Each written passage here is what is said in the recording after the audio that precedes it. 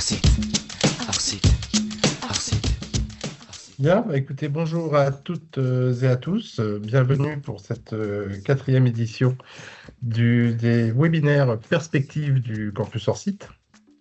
Et comme vous le savez, nous allons aujourd'hui parler de modulaire avec la thématique du jour qui est le modulaire est-il une solution pertinente pour la maison individuelle? Donc, je me présente, je suis Olivier Villeneuve, je suis le directeur du développement du réseau d'entreprises du campus hors site et des partenariats.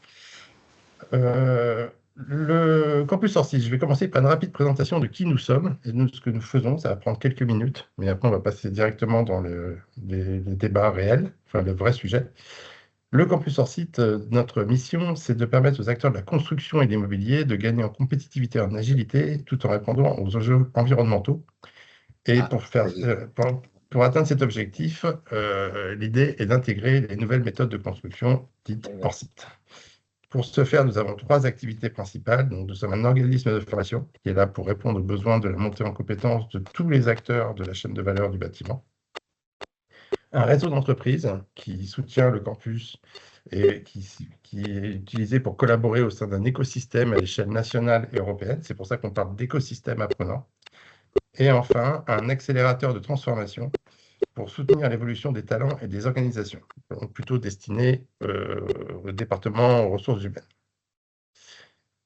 On parlait du réseau d'entreprises. Aujourd'hui, c'est 75 entreprises qui nous soutiennent et qui sont engagées donc, pour vraiment participer au développement de la filière de la construction et de la rénovation hors site à travers les actions de formation.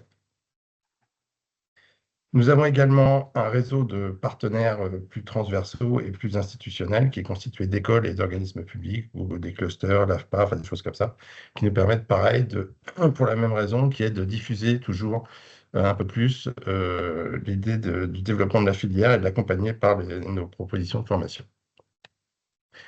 Les webinaires solutions, nous en réalisons 3 par an. Alors, on en a déjà fait sur la douche zéro ressaut, sur la traçabilité des chantiers, aujourd'hui sur le modulaire et la maison individuelle.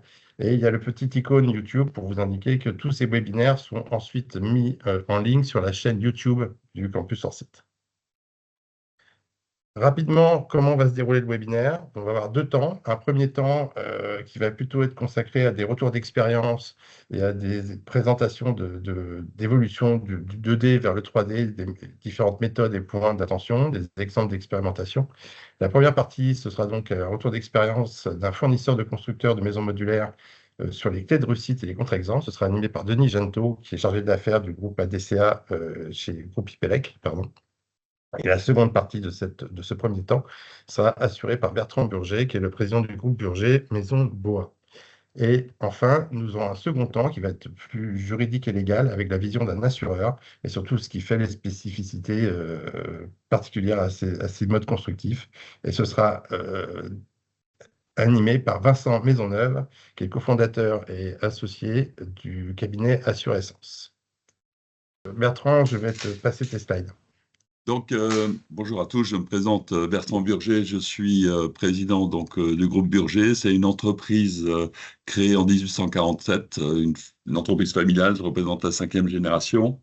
Et c'est une entreprise qui est sur 2 sites. Un site dirigé aujourd'hui par mon fils Paul qui s'occupe de Grade et Cordeau. Grade, c'est des produits, des rails pour réaliser les terrasses et les bardages. Et Cordeau, c'est la partie balustrade. Ce sont des produits qui sont diffusés au niveau mondial et qui sont fabriqués donc en bois et en aluminium dans une usine. L'autre usine, c'est donc Boa. Boa a été créé en 2011. C'est maintenant sur un autre site parce que ça s'est bien développé puisqu'on a réalisé près de 2000 maisons avec un système de fabrication qu'on appelle en 2D, c'est-à-dire les murs qui sont entièrement fabriqués en usine. Et en développant cette activité-là, on s'est rendu compte quand même assez rapidement que la problématique, c'était de gérer tout le second œuvre sur les chantiers. Donc, l'avantage de ce système 2D, c'est qu'on fait une maison classique hors d'air en une journée, mais après, on a 3 à 6 mois pour réaliser, suivant la finition, ce qu'on appelle le second œuvre, et qui est difficile à gérer puisque on est sur un territoire, on couvre pas toute la France, mais on couvre un bon tiers de la France, et sur différents secteurs, on est obligé évidemment de sous-traiter toute la partie second œuvre, qui est de plus en plus difficile à gérer de manière qualitative et dans des délais bien maîtrisés. Et du coup, ça fait maintenant près de 4-5 ans qu'on travaille sur le système 3D.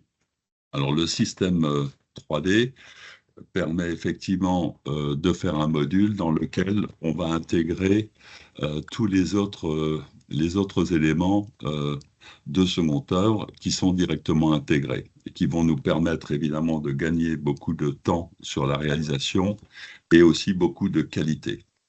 Puisque effectivement, on se rend bien compte que plus on avance dans le système de construction, on va dire traditionnel, plus on avance, plus la qualité est difficile à maîtriser et plus les prix augmentent. Donc, on voit bien que c'est un système qui fonctionne à l'envers et on se rend bien compte que l'industrialisation est un système d'avenir, pas seulement pour la France. On voit bien qu'au niveau mondial, le système modulaire se développe de manière très importante pour pouvoir maîtriser certains rapports sur l'environnement et sur le qualitatif. Pardon? Continue. Pardon? Continue. Ah bon, d'accord. Donc, le principe de 3D va nous permettre de réaliser, donc on voit l'autre image en fabrication, donc ça permet de réaliser en usine l'aménagement intérieur, où on va aller le plus loin possible, donc évidemment tout le réseau électrique, sanitaire, et un maximum de finitions qui sont maîtrisées dans les ateliers. Alors, sachant que si on se dit que ça a mis 5 ans, parce qu'on a mis beaucoup de temps à mettre au point le système, parce qu'au départ, les bonnes tailles, les bons systèmes de fabrication, trouver les bons systèmes d'assemblage. On sait que dans le 3D, ça peut se faire en différentes matières, ça peut être en bois, en métal, en béton.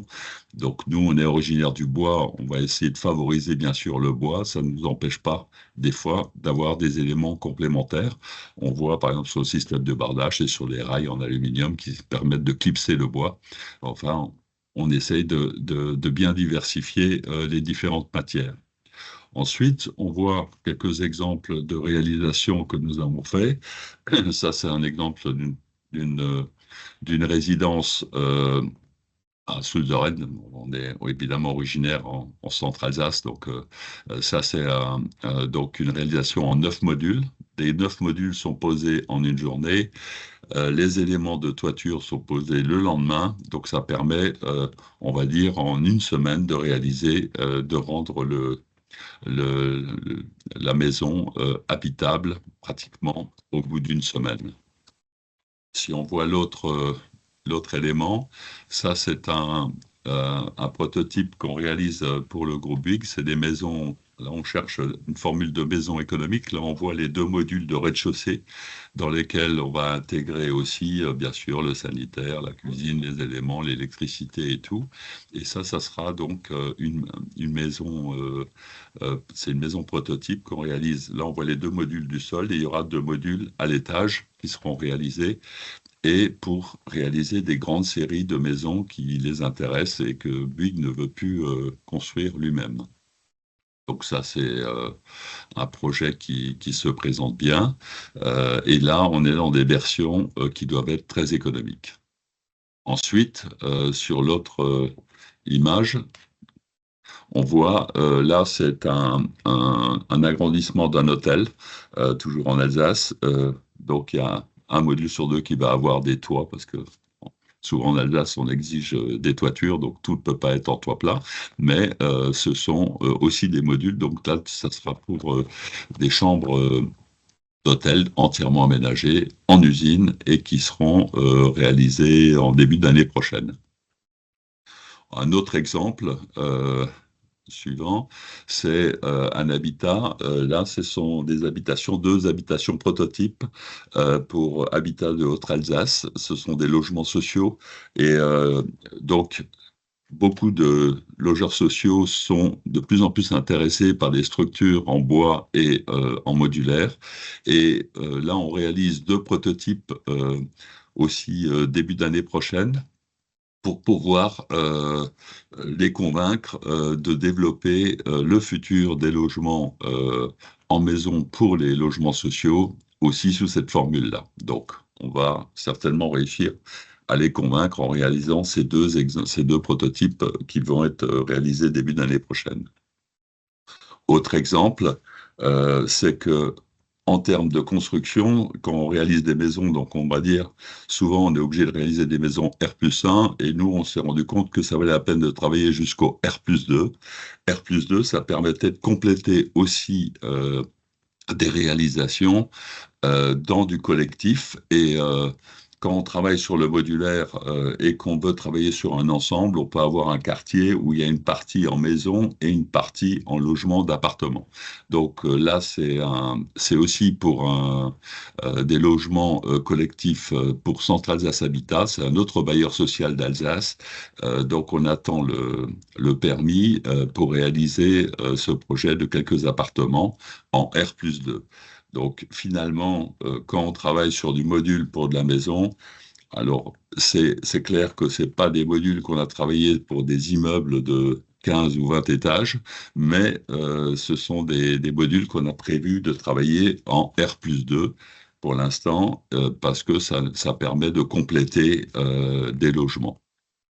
Le dernier élément qu'on va vous présenter, c'est un autre quartier qu'on va faire où on va carrément créer un petit village, à peu près de 70 logements, où il y aura une partie en maison, entièrement modulaire, et une partie en logement collectif, qui seront réalisés aussi, bien sûr, en modulaire. Donc, on voit bien que cette technique de modulaire, alors, vous êtes peut-être surpris qu'on a mis 5 ans à mettre ça au point, parce qu'on s'est rendu compte que c'était pas simple à maîtriser, mais on a dû réaliser pas mal de prototypes. On a réalisé aussi des prototypes de modulaire pour du tertiaire. Ça nous a permis de tester les systèmes et de les mettre au point. Et maintenant, on pense qu'on est arrivé à un certain niveau qui vont nous permettre de développer ça. Alors c'est clair, on sait que dans les maisons actuellement sur le marché français, les maisons individuelles ont été en régression. C'est pour ça qu'on s'est dit aussi qu'on voulait se diversifier avec aussi, sur le même principe de construction, pas seulement du module pour la maison, mais aussi de pouvoir faire du logement collectif ou des maisons accolées, où on peut aussi avoir, sous cette construction de modules, un rez-de-chaussée avec un appartement et puis un étage avec un deuxième appartement qui ressemble à une maison, mais une maison qui peut être avec deux logements. Nous, on est en Alsace et on est proche de la Suisse. On voit aussi que là-bas, il faut gagner beaucoup de terrain. On voit beaucoup de logements de plus en plus qui sont réalisés en côte à côte. Et ce système modulaire est vraiment un système qui permet de réaliser quand même une gamme assez large sur des maisons assez contemporaines et surtout de réussir un très bon niveau de qualité et un gain de temps de réalisation, puisqu'on peut dire que quand les fondations, que tout est préparé, on peut dire qu'en 1 semaine ou 2 semaines, la maison, le logement est habitable grâce au système 3D qui est avec une finition maximum dès le départ. Voilà. Merci Denis. Merci, pardon, Bertrand. On va revenir maintenant à Denis, donc au début de ce qui était prévu en première partie, puisqu'on a retrouvé une connexion avec un petit démarrage un peu surprenant. Voilà. Denis? Bonjour à tous, vous m'entendez bien cette fois-ci? Oui. Oui, tout va bien. Oui, oui, très Oui. bien. Donc, désolé pour tout à l'heure, hein. Je vais rester en caméra éteinte car j'ai eu un plantage sec tout à l'heure. Donc, je me présente, Denis Janto, je fais partie de la société ADCA et une société du groupe IPELEC. Je vais vous parler plutôt d'un modèle économique, ça va compléter les propos de Bertrand, et notamment des éléments essentiels pour la réussite d'une production maison modulaire, sachant que tout cela va être basé sur une expérience.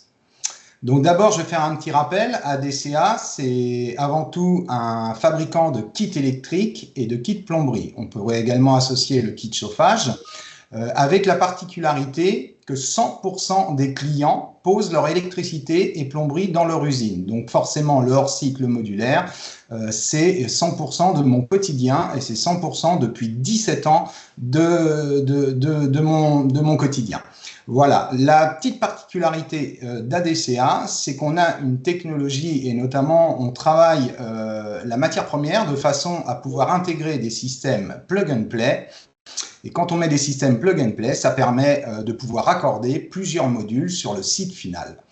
Voilà, j'apporte quand même une petite précision, c'est que tous les systèmes qu'on utilise respectent bien évidemment les normes en vigueur, que ça soit la NFC 1500 ou que ça soit le CSTB. Voilà, comme je vous l'ai dit il y a quelques instants, je vais vous parler d'un modèle économique basé sur 17 ans d'expérience avec des clients 100% usines. Et dans ces 17 ans, j'ai rencontré deux typologies de clients. J'ai ceux qui connaissent la réussite, qui grandissent toujours et qui continuent et qui ne connaissent pas la crise. Et malheureusement, j'ai aussi des clients qui ont connu des difficultés et voire qui malheureusement aujourd'hui n'existent plus. Pour cela, je vais vous parler des clés essentielles de ce que j'ai constaté sur ces 17 ans. Et c'est un commun à tous les clients qui réussissent. C'est avant tout la standardisation. Mais quand on parle de standardisation, on standardise des modules et non des modèles de maison. On parle bien de la maison modulaire, hein, des logements.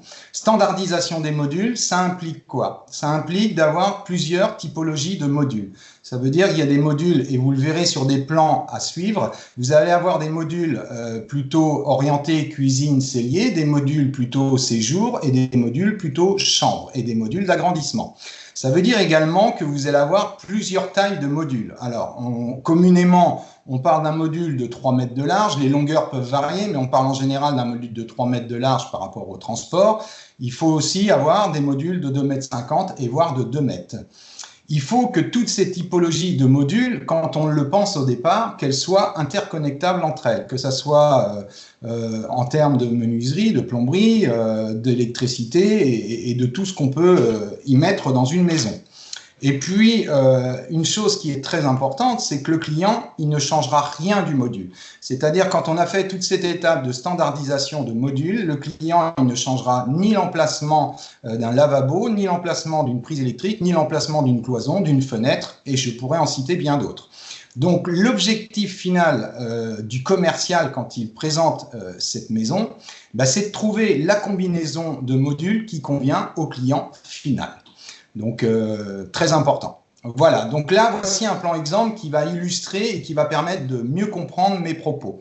Donc là, vous avez une maison modulaire qui est composée de 5 modules au rez-de-chaussée et vous verrez, il y aura 3 modules à l'étage. Donc, on va prendre le module qui est en bas, le module A+. Vous voyez un module A+, vous voyez une cuisine et également un cellier, également une porte d'entrée. Particularité, tous les modules que vous allez penser, il faut qu'ils aient un modèle droite et il faut qu'ils aient un modèle gauche. C'est-à-dire que là, on voit la cuisine à gauche, vous aurez forcément le même module avec la cuisine à droite, cela afin de respecter l'orientation du soleil selon les terrains. C'est idem pour le B2, le C3, le D, tous les modules que vous voyez. Si on monte au module B2, eh bien vous voyez que ce module B2, il a un escalier, les toilettes et la salle de bain, après c'est du salon séjour. Donc on peut imaginer très largement qu'il y a un module B1 par exemple, qui est un petit peu plus petit, qui fait que 2 mètres, et lui il n'a pas la salle de bain, ce qui permet une autre configuration de maison. Je vais également vous parler, si vous regardez totalement sur la gauche du plan, vous avez un module qui s'appelle E+, et c'est marqué séjour à l'intérieur. Si on prend ce module E+, eh bien il est accolé au module B2. Et la particularité, c'est que si ce module E+, n'existait pas, il peut y avoir une version de maison où ce module E+, n'est pas, eh bien le module B2 ne changera pas, tout simplement, au lieu que ça soit ouvert, il y aura une baie vitrée au jointement du module E et du module B. Donc, encore une fois, on est dans la standardisation. Et puis après, on voit un module C3 qui est la continuité du salon séjour, et on y trouve également une chambre. Eh bien, on peut imaginer très largement qu'il y a un module C2 ou C4, peu importe, où lui, il n'a tout simplement, ça reste un module salon-séjour pour que ça soit une maison plus grande. Il n'y a pas de cloison au milieu. Et puis ensuite, on voit les petits modules d'extension. Là, vous voyez un module D qui est un demi-module, quand on regarde bien, c'est un module d'1,50 m qui vient se rajouter pour agrandir la chambre. S'il n'était pas là, là également, on aurait une baie vitrée, on aurait un système pour les fenêtres. Donc l'objectif, c'est d'avoir une gamme de modules et de trouver la bonne combinaison. On va aller à l'étage maintenant. Olivier, peux-tu me mettre le plan de l'étage ? Si on prend le plan de l'étage, vous trouvez exactement les mêmes modules. Donc le module H+, on avait un module A+, au rez-de-chaussée. Donc là, on a le module H+, qui lui a une partie d'une chambre et la salle de bain. Eh bien, comme je vous disais tout à l'heure, il peut y avoir un module A qui est un petit peu plus petit. Là, vous avez un module H qui est un petit peu plus petit. C'est la salle de bain, à vrai dire, qui sera un petit peu plus petite. Et au lieu d'avoir les WC séparés, eh bien, vous aurez les WC qui seront incorporés à la salle de bain. Il faut faire travailler son imagination pour que tout cela puisse être concordant. Vous aviez le module tout à l'heure B2, je vous ai parlé de la petite salle d'eau qui était dans le bas. Et bien là, vous avez le module I+, qui respecte exactement la même physiologie en termes de dimension. Si vous aviez le module I, eh bien, il serait plus petit, ça s'arrêterait au niveau de l'escalier et ça veut dire qu'en bas, vous auriez le module B1. Et puis, pour finir, vous avez le module J. Le module J, c'est celui qui vient sur le module du dessous. Donc, je vous parlais des C1, C2, C3, C4. Peux-tu revenir un instant sur le plan précédent ? Voilà, vous retrouvez bien module C3, B2, A+, revient sur le plan d'en bas de l'étage, module J, module I+, module A+, H+. Donc tout ça, ça a été 2 à 3 ans d'études sur l'idée de base. C'est-à-dire que l'idée de base était figée, mais il a fallu 2-3 ans pour pouvoir avoir toutes les versions de modules possibles, inimaginables, dans le cas que je viens de vous expliquer. Voilà, on peut aller sur le slide suivant. Donc la deuxième clé, eh bien, on va parler plus d'un côté industriel. C'est quand on a fait toute cette standardisation et qu'on a vraiment tous nos modules avec toutes les possibilités. Eh bien, forcément, ça veut dire qu'on maîtrise la méthode et le process industriel. Donc, quand on dit qu'on maîtrise la méthode et le process, c'est que chaque module, à un moment donné, on connaît précisément sa nomenclature. Quand on connaît précisément sa nomenclature, que ça soit en électricité, en menuiserie, en plomberie, en placo, en carrelage, etc., on maîtrise forcément ses coûts, et on maîtrise ses achats, et on maîtrise son stock. Et puis, quand on a toute cette maîtrise et cette standardisation, eh bien derrière, l'organisation industrielle entre tous les opérateurs, eh bien on maîtrise son temps de production, parce qu'on répète continuellement sans rien changer. Et forcément, on fait également de l'optimisation permanente en production. Cet exemple que je vous cite, c'est un client qui existe depuis un petit peu plus de 10 ans. Donc, je ne peux citer le nom, mais je vais vous donner quelques chiffres. En un peu plus de 10 ans, on va dire aujourd'hui, ça fait 6 ans qu'on travaille sur la même base de données de modules, sans rien changer, sans rien refaire. C'est une usine aujourd'hui de 8000 m², avec un peu plus de 130 maisons qui sont produites par an. Ce qui fait à peu près 800 modules fabriqués par an. Quand on divise à 200 jours de travail, c'est 4 modules finis tous les jours qui sortent de l'usine. On peut également imaginer, ça j'en parle, mais j'en parle, c'est un exemple. Ce que je constate, c'est souvent des modules hybrides. Dans les clients qui réussissent, on a souvent des modules hybrides, c'est-à-dire un mélange de métal, de bois et béton. Mais ça, ce n'est que moi qui le dis, car je n'ai pas la science infuse pour ça, ni pour le reste d'ailleurs. Ce client que je vous parle, aujourd'hui, il ne connaît pas la crise. Mais il vend surtout des plus petits modèles. C'est-à-dire, là, on vient de passer 2 années compliquées. Eh bien, il nous produit toujours ces 130 maisons. Par contre, on constate que les modèles sont un peu plus petits. On a plutôt des modèles A que des modèles A+. Et puis, en termes d'évolution, Eh bien, il n'y a pas d'évolution structurelle à faire depuis 10 ans et il n'en éprouve pas le besoin. On n'en éprouve pas le besoin parce que une chambre reste une chambre. Il y a des lois très simples où 80% des gens dorment à l'opposé de la porte, parallèle à la fenêtre. Si vous réfléchissez comme ça, vous vous apercevrez que c'est le cas de bon nombre de vos chambres chez vous. Il y a toujours 20% différents.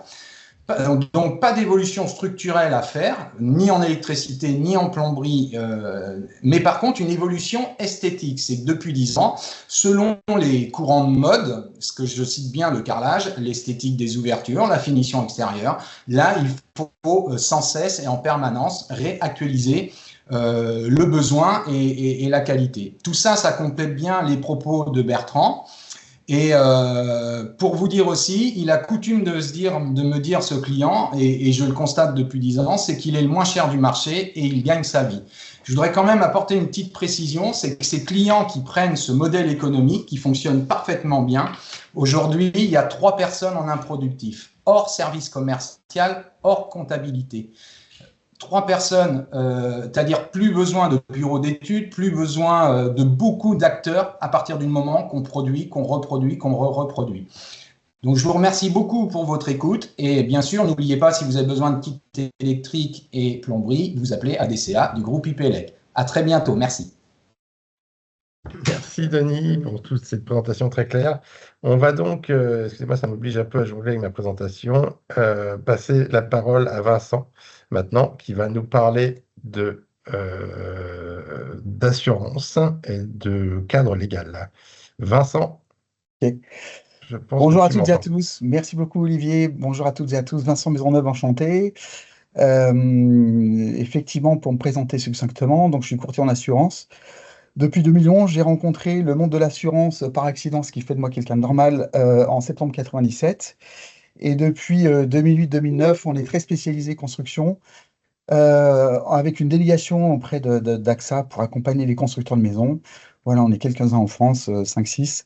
Voilà, et on est très impliqué dans le hors-site, parce qu'effectivement, il y a une partition à jouer en mode collectif, collaboratif, et on essaie d'amener notre pierre à l'édifice. Voilà, donc effectivement, le modulaire est une solution pertinente pour la maison individuelle. Donc, si vous le voulez bien, on va commencer par... Ah oui, alors ça, c'est l'ADN, donc je ne vais pas y revenir, mais c'est quelque chose que j'ai écrit en 2011, qui est vraiment... qui est quelque chose sur lequel on est totalement aligné chez nous. C'est notre ADN et notre vision, enfin la façon dont nous sommes et dont nous pratiquons notre métier, mais pas que notre métier, parce qu'on est vraiment aligné. Je dis ça pour ceux qui nous ont découvert, je pense que ça leur parle. Voilà. La slide suivante, Olivier, s'il vous plaît. Superbe. Alors là, je suis désolé parce qu'il y avait un grand secret qui était tu jusqu'alors. Puisque la photo que vous voyez, c'est la photo du catamaran d'Olivier, qui lui sert de résidence principale, et qui est un catamaran fixé sur PVC, voilà, sur lequel je vais revenir, parce que ce catamaran est finalement est très intéressant dans le cas de la construction modulaire, module 3D, donc bien sûr, et quand on fait référence à la maison individuelle. Alors, avant, effectivement, de faire un petit pitch sur les contrats, en général, l'assurance, j'ai trouvé intéressant, parce que c'est vrai qu'un juriste, alors je ne suis que courtier, ni juriste, ni compagnie d'assurance, ni technicien de la construction. Donc, comme le disait mon prédécesseur, j'amène beaucoup d'humilité dans la parole que je livre aujourd'hui. Même si je l'ai associé, les compagnies d'assurance sont une mutuelle avec laquelle on travaille beaucoup de façon très, très étroite, et une autre compagnie d'assurance. Donc, c'est un peu un regard croisé de courtier de deux compagnies, enfin d'une compagnie d'assurance et d'une mutuelle, au travers de ce livrable-là. Donc effectivement, la première question à se poser, c'est est-ce que j'ai affaire à un ouvrage ou pas, hein, parce que je rappelle que si je ne suis pas ouvrage, eh bien je ne peux pas, enfin je ne suis pas éligible à la responsabilité civile des scènes bâtiments ou génie civil. Donc cette question peut paraître saugrenue, mais elle est intéressante parce qu'elle se pose vraiment dans le cadre de la construction modulaire. Parce qu'effectivement, si je prends un module que je le pose sur des cales ou sur des plots béton, sauf à preuve du contraire, hein, je rappelle, il faut beaucoup d'humilité quand on est dans un contexte juridique soutenu. La jurisprudence est là pour faire bouger les lignes aussi, il n'y a pas que nous. Effectivement, quand on pose un module sur des plots béton ou des cales, un plot béton, les plots béton jusqu'à preuve du contraire, ce n'est pas un ouvrage. Donc effectivement, là, je vais être en présence d'un objet meublant qui reste un objet meublant, hein, qui n'est pas un ouvrage par destination. Quand je pose après mon module sur une dalle béton ou un pieu ou des pieux vissés, pas un pieu parce que c'est compliqué, effectivement, bah là on rentre dans la notion d'ouvrage. Donc je reviens sur ton catamaran, désolé Olivier, hein, je suis désolé, tu es un peu mon fétiche aujourd'hui. Parce que j'y reviendrai parce qu'en fait, ton catamaran Olivier est passionnant parce que c'est vrai qu'on peut se poser la question si c'est un ouvrage ou pas. Et si tu es exposé à cette loi de 90, qui est une loi d'ordre légal, hein, donc est-ce que tu es exposé au contrat de construction maison individuelle ou pas, hein, c'est une vraie bonne et belle question. Donc avant de passer sur la slide suivante, juste pour faire un petit hyper synthétique, parce que je vais livrer des choses très convenues, mais avant de faire un petit clin d'œil sur les différents contrats d'assurance, je tiens à préciser que classiquement sur le marché de l'assurance, dans le milieu de la construction, vous avez 3 contrats. Hein, un contrat qui est dédié au fabricant, dans lequel on a une RC professionnelle et on peut avoir en extension une RC produit dans laquelle on intègre cette garantie, cette fameuse garantie EPERS.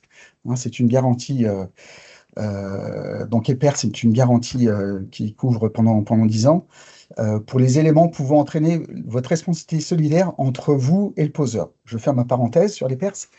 Voilà, il existe un deuxième type de contrat, ce sont les contrats des professions intellectuelles de bâtiment, dans lesquels on a les architectes, les maîtres d'œuvre, les bureaux d'études divers et variés, les bureaux de contrôle. Ok, je rappelle que dans ces contrats, la différence entre ces contrats et les contrats de réalisateurs, c'est qu'on vous couvre pour l'erreur sans dommage, alors que dans les contrats de réalisateur, on ne couvre que le dommage effectif.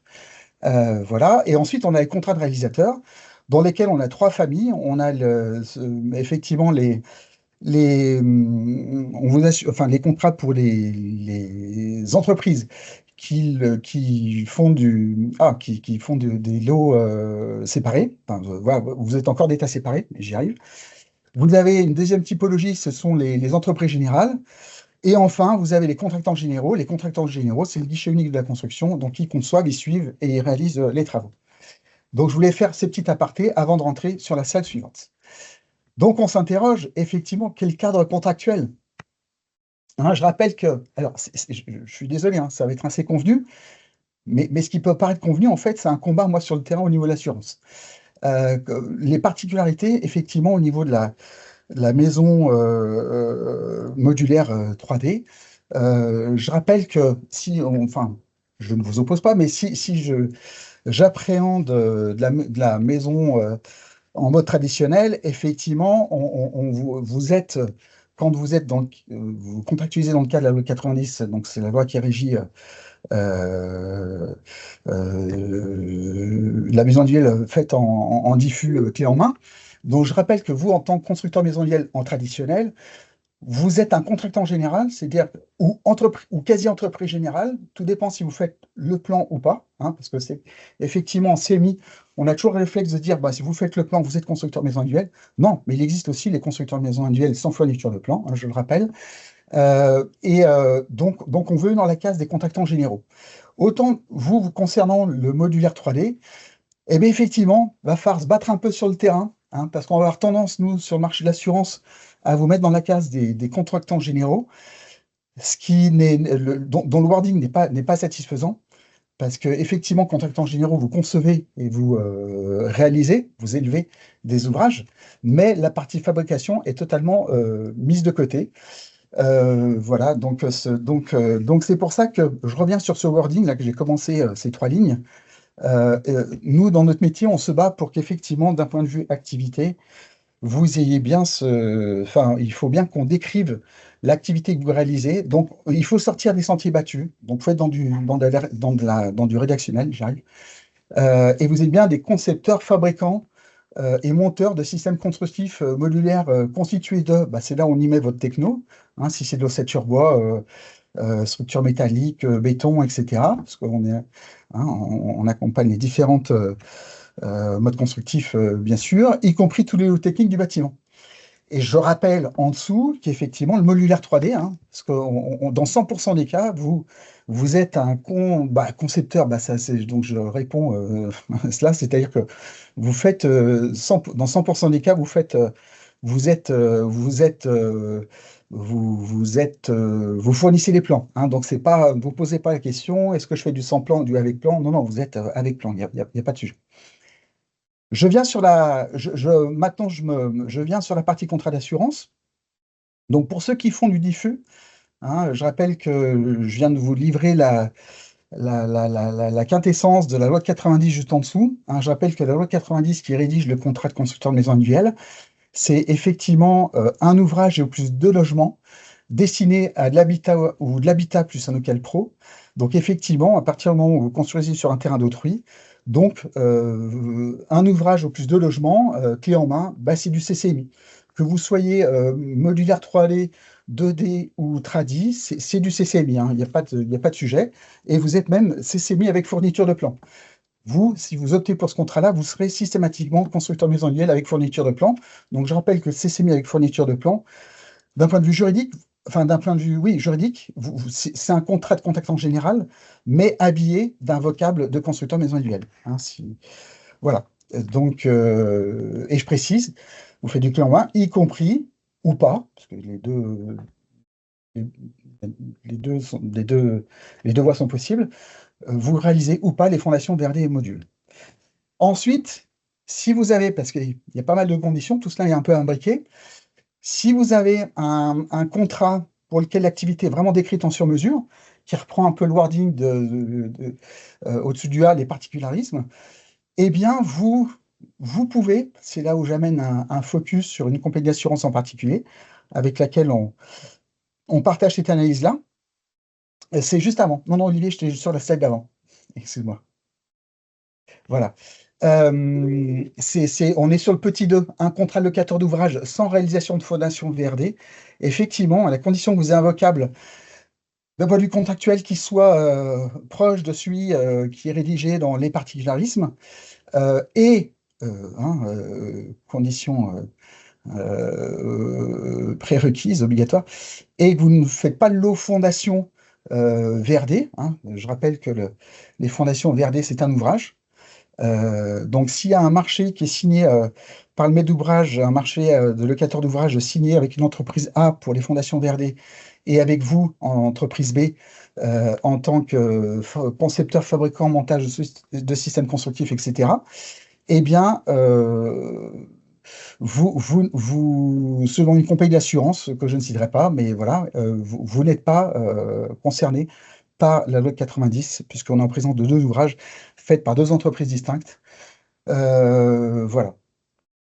Je ne reprécise pas ce qui est livré en dessous, parce que j'ai pas mal insisté sur le fait que, effectivement, si demain vous souhaitez être dans cette typologie contrat locateur d'ouvrage sans réalisation de fondation VRD, mais que vous êtes assuré en tant que contractant général avec la techno selon le procédé X, votre procédé à vous tomberez sous le coup, enfin, personne ne sera en capacité de vous accompagner sur un hors CMI, parce que le contractant général, c'est trop lourd de sens d'un point de vue juridique. Voilà, Olivier, on peut passer sur la slide d'après. Voilà, donc je martèle, il est préféré de rédiger vos activités en sur-mesure. Voilà. Après, si vous êtes sur plus d'un ouvrage, là encore, c'est bien d'avoir vraiment, d'un point de vue contractuel, d'avoir une activité décrite en sur-mesure. Voilà. Parce que je rappelle qu'effectivement, le risque, si vous êtes assuré, si vous faites du module 3D, on est plus en diffus, hein, on est sur une opération dimensionnée, et que vous avez un contrat qui vous couvre en tant que contractant général sec, c'est-à-dire en ne décrivant pas de partie fabrication, vous vous exposez en cas de sinistre à une déchéance de garantie. Parce que je rappelle lorsqu'il vous manque une corde à votre arc d'un point de vue activité déclarée au contrat et que vous relevez de responsabilité civile décennale bâtiment, donc décennale obligatoire, vous exposez à une déchéance de garantie. Alors, on le pense facilement, enfin, voilà, c'est pas très compliqué à comprendre ce que je livre quand on fait du modulaire. 3D, mais ça concerne aussi celles et ceux qui réalisent des travaux de seconde œuvre avec une partie de fabrication. Si cette partie de conception-fabrication n'est pas rédigée dans votre contrat, potentiellement vous vous exposez à une déchéance de garantie. Voilà, ça c'était pour la partie joyeuse. Déplaçable, hors note déplaçable, alors ça c'est un vrai beau sujet pour le module 3D et qui est vraiment, enfin bon, en plus les actualités, enfin ce qui traverse le monde aujourd'hui, les événements climatiques, l'état des sols, etc. Bon, interroge la notion d'aléa, hein, parce que je rappelle que le jour où j'ai démarré l'assurance, c'était le lendemain de mon mariage, c'était mon voyage de noces. Chez Marie-Leroy, chez AXA. La première phrase qui m'était délivrée, c'est l'assurance, à partir du moment où il y a un aléa, l'assurance prend tout son sens. Donc, inversement, à partir du moment où l'aléa est maltraité ou a disparu, posez-vous la question d'assurabilité. C'est là où, quand il y a une problématique d'assurabilité, on voit parfois dans notre métier accourir des assureurs étrangers qui sont là pour capter de la prime. Et qui vous rédigent des contrats où ils vous mettent dans le coin du ring avec des primes qui sont un peu singulières. Voilà, donc la question de l'aléa interroge, mais je dirais que finalement, c'est finalement une opportunité. Moi, je la vois comme une opportunité pour le modulaire 3D. Alors, quand je dis le sujet intéresse les assureurs, effectivement, le déplaçable, hors notre déplaçable, le déplaçable, c'est une notion que les assureurs ont en tête, pour en parler avec eux directement. Ils sont prêts à l'étudier, mais ça sera chaque fois fait au cas par cas, hein, parce que c'est bon, pareil, c'est très convenu ce que je livre là, mais effectivement, parce qu'il va y avoir quelques prérequis. Bien sûr, en amont, enfin, déjà, il faut que ce soit un assureur qui vous assure, qui vous connaisse, qui connaisse d'autres risques, enfin, voilà. Et effectivement, cela pourra s'envisager. Parce qu'il y a une vraie écoute de la part des assureurs quand on les associe très très en amont. Vraiment, on fait partie d'une petite catégorie de courtiers. Nous, on est un petit courtier, mais on fait voilà, on fait beaucoup de dentelle et ils sont très à l'écoute, parce qu'ils savent que les lignes sont en train de bouger.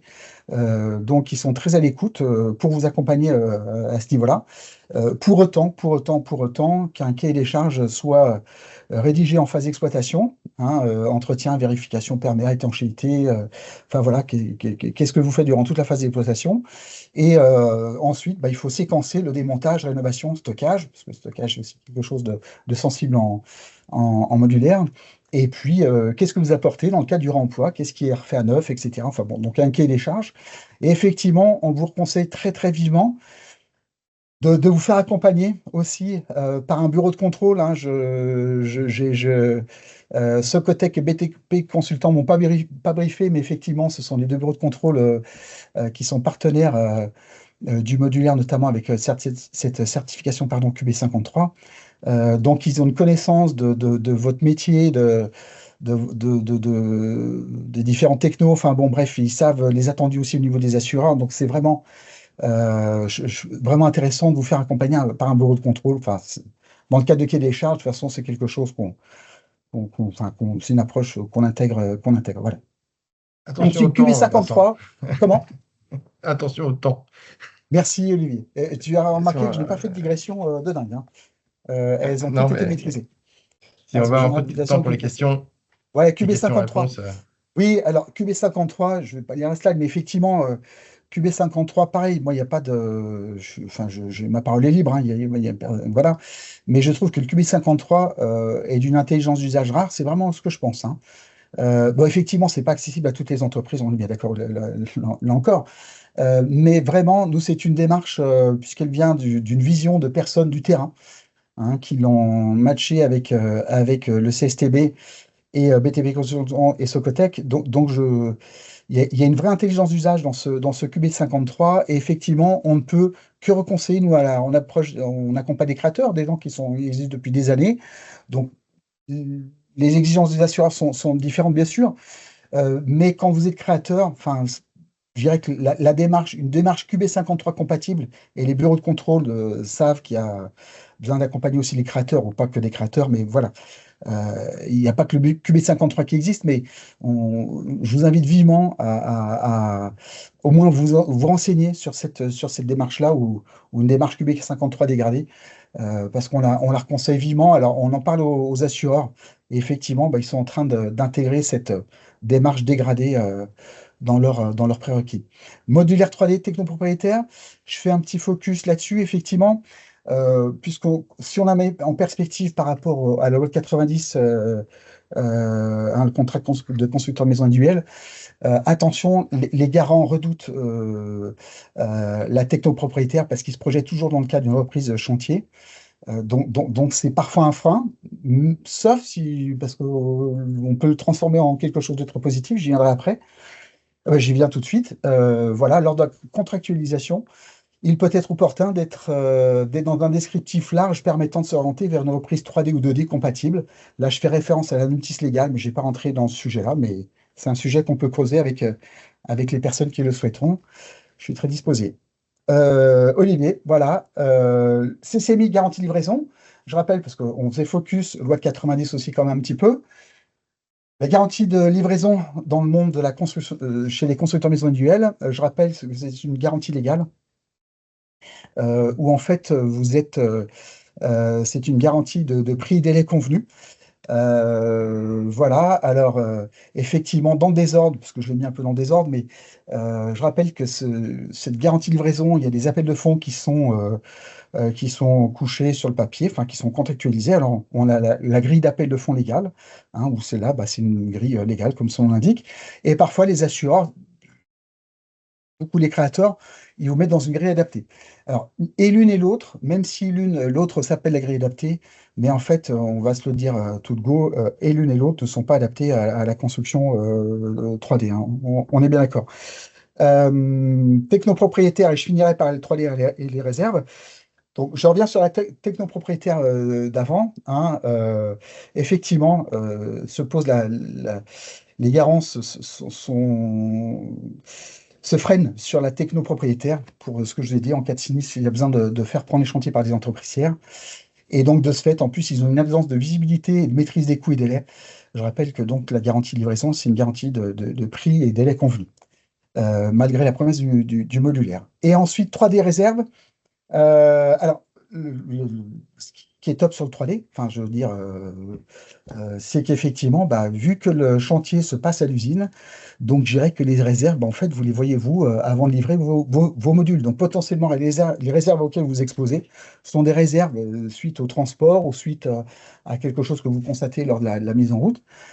Mais donc la réserve, hein, qui est quand même le fil d'Ariane, l'oxygène des constructeurs. Enfin, l'oxygène, c'est-à-dire que si vous réceptionnez avec des réserves vos chantiers, on le vit, nous, dans le cas des constructeurs de maisons, certains n'arrivent pas à lever certaines réserves, ce qui fait qu'ils consomment leur encours et en fait, ils sont à la course aux encours en permanence. Donc, vraiment, le modulaire 3D pour la réserve, ça me paraît top. Voilà. Pour la slide suivante, Olivier, s'il te plaît. Voilà, après un petit truc, bon, il faut le savoir, mais comme ça, je l'aurais dit. Effectivement, parfois, il faut savoir qu'aussi, alors ça vaut d'ordre général, c'est pas que le modulaire 3D, mais des fois, on sait ou pas. Mais attention, pareil, en focus constructeur de maison individuelle, quand un garant vous délivre des garanties de livraison, en fait, ce qu'il cherche à définir chez vous, c'est en fait, il fait un boulot d'économie de la construction. Donc il aura tendance à faire si vous achetez bien certains produits, voire trop bien, sachez que vous mettez en difficulté les garants. Donc, à trop bien acheter, à trop bien optimiser, potentiellement, ça peut être un frein pour les garants, parce que derrière, ils savent qu'ils n'achèteront pas à ce prix-là. Donc c'est des choses, enfin, c'est des petits trucs auxquels on ne pense pas, mais qui peuvent être discriminants. Après, je fais un petit focus, effectivement, là encore, garantie de livraison dans le cadre du bois, là j'ai parlé du bois ici, les garants exigent des taux de marge bien supérieurs de 75% par rapport à ceux exigés dans la construction traditionnelle. Voilà le petit focus. Après, c'était ma petite conclusion, qui est sincère aussi. Voilà. Ce que je trouve vraiment remarquable, je ne lis pas ma conclusion, mais je vous laisserai le soin de la lire quand vous téléchargerez le support. Mais vraiment, ce que je trouve remarquable, pas de flatterie, c'est sincère. Moi, ce qui me force le respect dans le cadre du hors-site, c'est que vous avez pris à bras-le-corps j'ai perdu le fil, ma digression de trop. Non, mais vous avez pris à bras-le-corps votre métier, c'est-à-dire que vous avez impulsé Le QB53 est un marqueur du fait que vous avez pris les choses très au sérieux et que vous êtes entouré du CSTB, de bureaux de contrôle pour vraiment cadrer vraiment la branche. Et sincèrement, enfin, d'un point de vue, moi, avec mon œil courtier assureur, ça force le respect parce que je n'oppose pas les églises, hein, mais quand on voit le photovoltaïque qui est parti dans un sens qui aujourd'hui n'arrive toujours pas à rattraper le malheur d'être parti un peu dans tous les sens, donc vraiment respect pour tout ce qui a été fait. Et vraiment, dernière chose, et j'arrête Olivier, tu me coupes le micro. Euh, Ce qui est vraiment très appréciable, c'est que comme au sein un peu de la SBA, je découvre des gens qui sont passionnés, animés de vouloir s'emmener collectivement, mutuellement. Et donc, on y trouve un vrai travail collectif et collaboratif. Et nous, si vous relisez notre ADN, eh ben, on est un peu dans ce train-là. Voilà. Merci à toutes et à tous. Merci Vincent. Bonne fin de journée. Merci. Merci beaucoup Vincent. On est un peu sorti du temps. On va, avant de passer aux questions-réponses, je vais juste vous signaler que si vous souhaitez aller un peu plus loin dans tout ça, le campus hors site est à votre disposition, notamment à travers une formation certifiante. Nous sommes les seuls à avoir une formation certifiante sur pilote de projet hors site qui regroupe 9 compétences, 9 blocs de compétences. Et vous pouvez retrouver tout le détail sur campushortsite.com. Vous verrez également toute notre offre de formation, les voyages, les formations spécialisées, les formations certifiantes. Est-ce que nous avons des questions? Alors, conversation. Il y a quelques questions. Ah oui, quand même.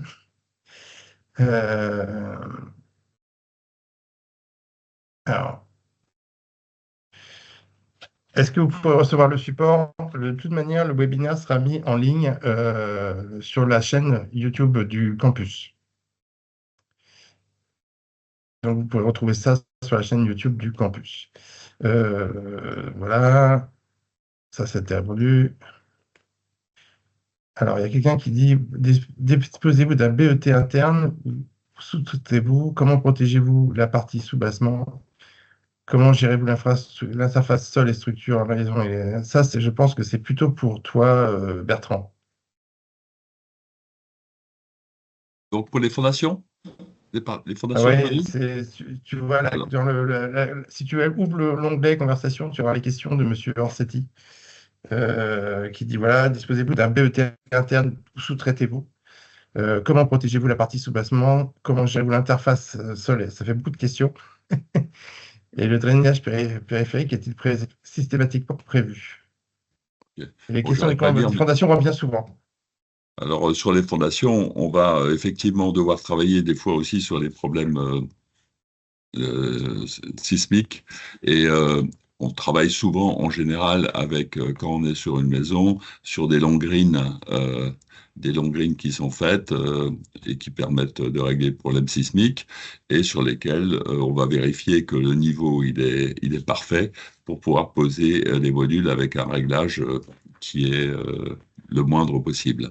Maintenant, c'est vrai qu'il y a aussi la technique, alors c'est une marque, un Techtopieux, qu'on va aussi essayer de développer.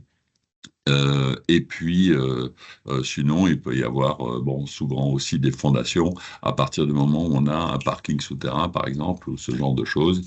Et là, on partirait sur des dalles, quoi. Mais c'est D'accord. assez Et varié, quoi. comment tu gères l'interface sol-structure de liaison avec les fondations, justement, entre le module et...